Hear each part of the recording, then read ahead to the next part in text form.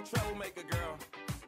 Well, welcome to Smart Life. I'm Dr. Gina. We're so happy to have you with us today as all the news is breaking. We are going to break it down with you. You've seen it on TV and in movies. It is an icon of Beverly Hills and the glamour of Hollywood, really. But recently, protests have been occurring outside the Beverly Hills Hotel.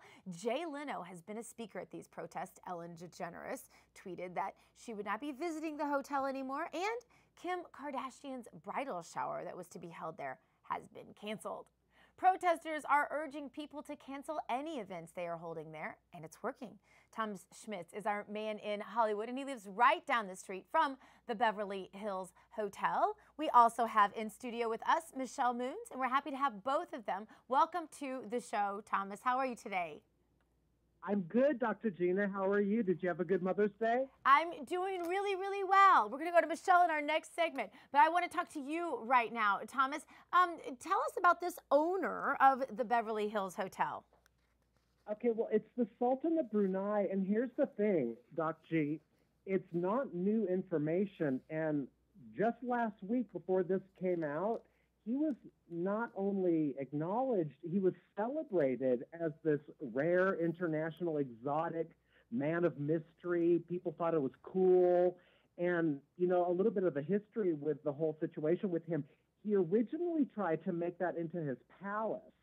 And I think it was the zoning laws or something that didn't allow that to happen. And, yeah, I heard about the Kim Kardashian thing, but, you know, it's even, like, more shocking. Do you know what the Polo Lounge is? Yes, of course I do, but tell listeners because they may not know. All right, here's the thing. After this has gone down, booth number 1 is actually now available at 1 o'clock in the afternoon. Like, before this went down, that was unheard of. Like, that was reserved for, you know, people like, what's that guy, Sumner Redstone from Viacom and Tom Cruise, like those kind of people, because the Polo Lounge, you know, it's a powerhouse. Yeah. And it also has a little bit of a sordid, lurid past. You know, a lot of actors and actresses began their career there and made a lot of money by not acting, if you know what I mean. And I think you do. Yeah, you know, it's interesting because my daughter didn't know any of this was going on, and she happened to be there, and she's like, you know, it really wasn't crowded at all. We could get wherever we wanted to go. I'm like, yeah, there's a reason for that because people are protesting, and maybe you should be too. But now she knows. Tell us about the background here, Thomas. What's the guy doing that's so horrible that everybody's protesting?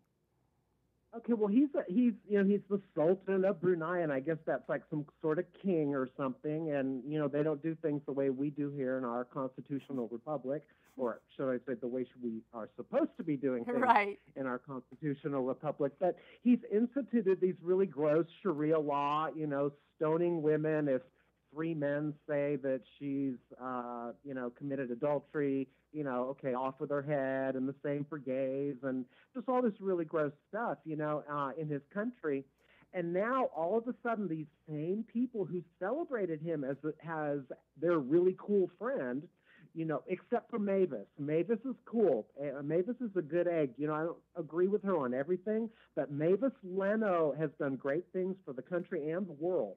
But aside from her, the same people, they're such hypocrites, were, you know, this was their cool friend who they wanted at their parties. But now, you know, because of this, you know, the Sharia law thing, they're, you know, raising an eyebrow and doing something and saying things that you wouldn't hear from these people 2 weeks ago. So I think this is really interesting, Thomas. Do you think there's a chance that this could go at all full circle and you could have Tea Party types who are obviously opposed to Sharia law joining up with Hollywood types who are traditionally on the liberal side of issues but apparently don't like Sharia law? You could, and I think Mavis is the key to all of this because, you know, and aside from those groups you mentioned, you know, I've always said, where are all the punk rockers who, you know, screamed about the establishment between 1976 and all the feminists. Those are I want to see where Jane Fonda's going to come down on this one. Thomas, I want to thank you so much for being with us.